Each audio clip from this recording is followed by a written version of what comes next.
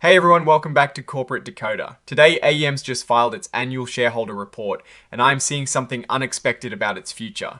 Quick note, this is not financial advice, just my take on public filings for educational purposes.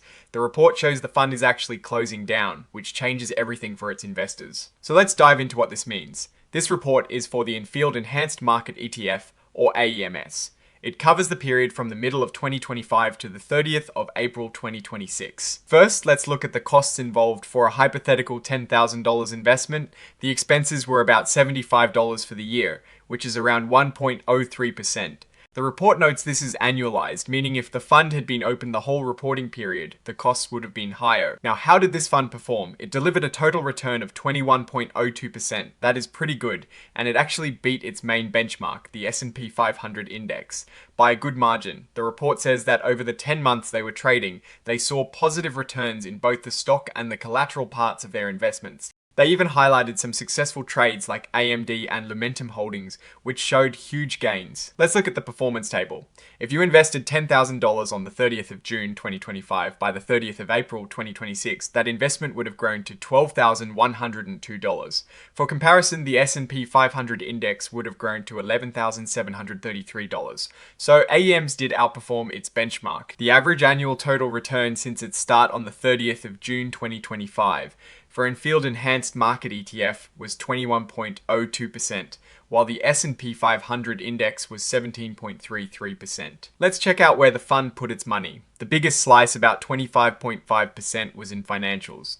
They also had a significant chunk in US Treasury obligations at 21.9% and consumer discretionary at 10.7%. Looking at key numbers, the fund had net assets of over $146 million. They held 102 different investments. The advisory fee for managing the money was about $755,000. The portfolio turnover rate was quite high at 187%, meaning they bought and sold a lot of their holdings during the year. The top holdings are interesting. The largest holding by far was US Treasury bills, making up 21.9% of the net assets. After that, you see companies like Lumentum Holdings, Advanced Micro Devices, and Roravant Sciences. In terms of asset types, corporate bonds made up the largest portion at 48.5%. US government and agencies were next at 25.1%, followed by common stocks at 23.2%. Now, here is the big news in this report. The Board of Trustees has decided that it is best to liquidate the Anfield Enhanced Market ETF. This means the fund will be shut down. The plan is to liquidate and dissolve it around the 17th of July 2026. The last day for trading shares will be the 10th of July 2026. After that, it will no longer be managed to meet its investment goals. It seems prior plans to reorganize the fund were withdrawn, and now they're just closing it down entirely. Let's look at the financial statements. The schedule of investments shows the actual holdings. For common stocks, they had 3,880 shares of General Electric Company, valued at over $1.1 million. They also held shares in Advanced Micro Devices, Inc., valued around $2.5 million, and Nvidia Corporation, valued at over $1.2 million. For corporate bonds, a large holding was Ford Motor Credit Company, LLC, with various maturities and coupon rates. One bond with a 4.9500% coupon rate and a maturity in May 2027 had a fair value of over $749,000.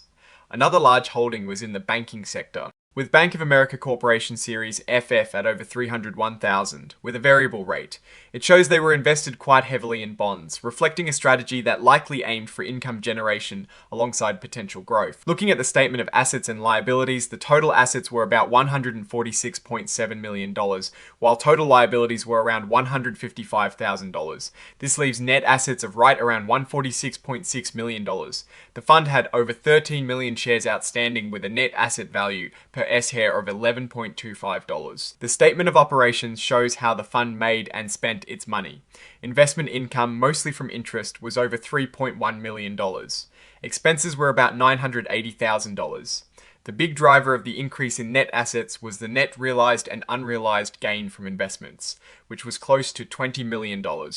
This helped increase the net assets by over $22 million. The statement of changes in net assets shows the overall movement.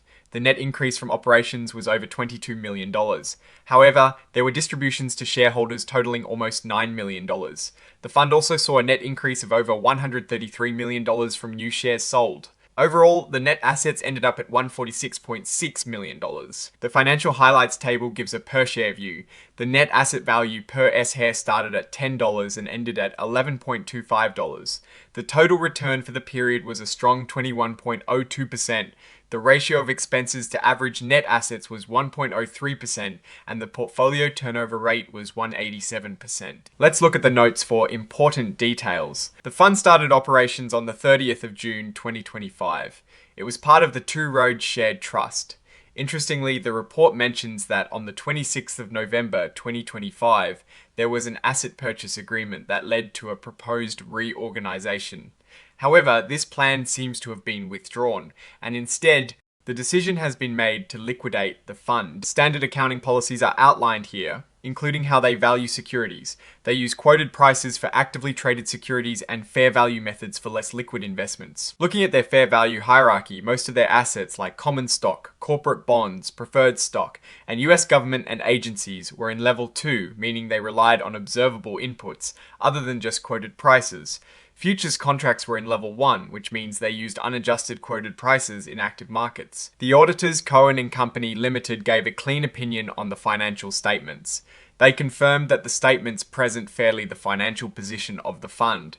They also mentioned they have served as the fund's auditor since 2026. There was a change in auditors. Deloitte and Touch LLP resigned, and Cohen and Company Limited was appointed as the new independent registered public accounting firm. There were no disagreements with the former auditors. The report details proposals that were supposed to be voted on by shareholders. One proposal was about approving an agreement and plan of reorganization, where the assets of this ETF would be transferred to another fund. However, this meeting was adjourned, and as we saw earlier, the decision is now to liquidate, not reorganize. So, what is the story here?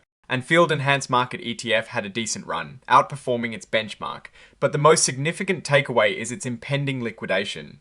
This isn't a typical fund performance report. It is a farewell. For investors, this means they'll likely receive their money back as the fund winds down. But it also signifies the end of this particular investment vehicle. Companies usually liquidate when their strategy isn't profitable enough to continue, or when there are better strategic moves, like a sale or a complete overhaul of their business. In this case, after a proposed reorganization was withdrawn, liquidation seems to be the final step. What I am actually looking for is how quickly and smoothly this liquidation process will happen for shareholders, and if there are any hidden costs or complexities in winding down the fund. Oh, and the research tools I actually use are linked in the description. They help keep this channel going. That is my take. Stay decoded. Like this video and subscribe for more deep dives. Join our Discord for exclusive content.